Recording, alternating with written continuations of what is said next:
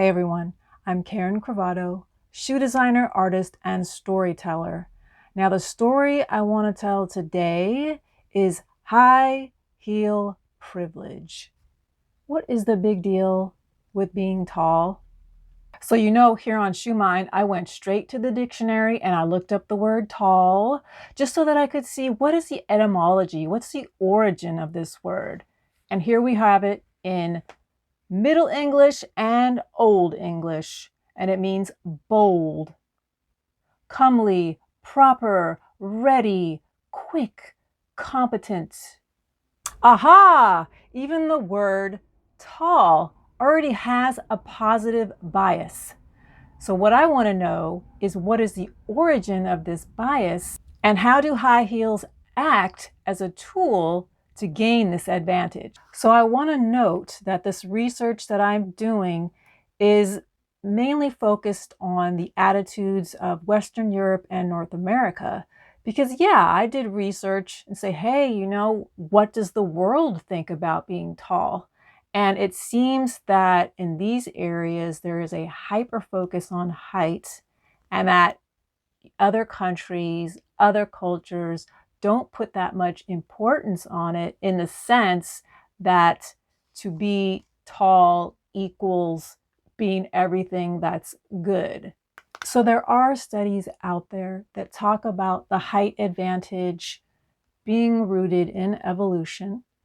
And we're not talking about, human beings being automatically 6'4". That's not the case. It's just that you may have been bigger, stronger, a little bit taller, more imposing in height in order to manipulate your environment to get a leg up on survival. Also get access to food. We know that hopefully every generation after every generation usually will be taller than the last because of access to nutritious foods. So at this point in the discussion, the link between height and privilege, as far as, because a lot of the research I did is gendered, is male and masculine focused. I want to just switch this topic up and let's start talking about some high heels. Let's switch it up, because the first people, for the sake of our discussion, to wear high heels were men in the Persian cavalry. Now, there was heels that were put onto their boots so that they could fit into the stirrups more tightly and have better control over their horses for more accurate warfare.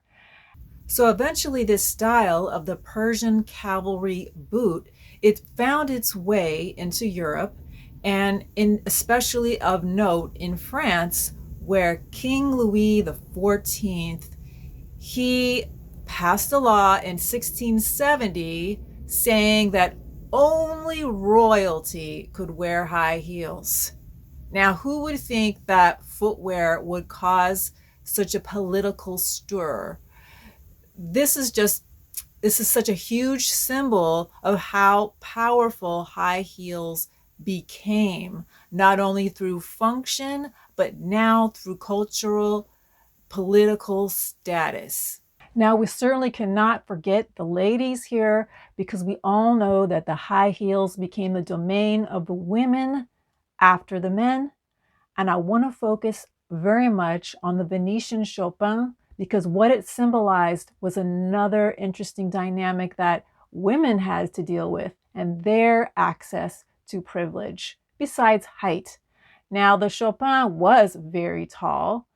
It was an overshoe, a platform overshoe, in which they could slip in their nice, clean satin or beautifully ornamented shoe, and it would protect that shoe from the dirty streets. However, you would be towering above everyone. Sometimes you would have a servant that helped stabilize you side by side.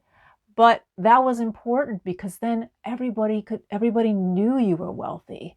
Everybody knew you were a lady. But at this point, ladies, noblewomen, and courtesans, they both wore the Chopin. And what happened? is these shoes were deemed a little too seductive, whatever that means by the Catholic standards of the day. But the religious figures, they decided in the 1430s to try to ban the Chopin or reduce its height, simply because we couldn't tell the difference between who is the wife and who is the sex worker if they're both wearing the same thing. So my conclusion, you guys, is that high heels hold the most power to persuade perception.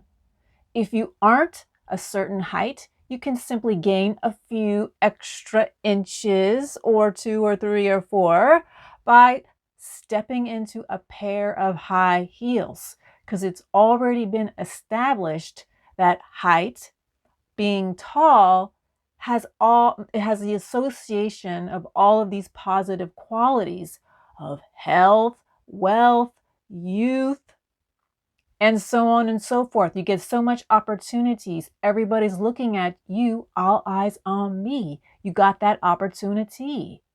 Now, because high heels have so much power to create perception is reality, you can create your own world. You can become self-empowered. This is why the high heel lives on. It's not going to go anywhere, because it is just a magnetic force in and of itself that actually makes people feel good. Now, whether they're that good for you, according to your podiatrist, that's a whole other story. We're not talking about that. That could be a subject another day. But I want to thank you so much, you guys, for coming along on this conversation about high heels. I know everybody has their idea about them already. You already have so many of them in your closet, and there is a reason. So meet again for another juicy shoe mind conversation.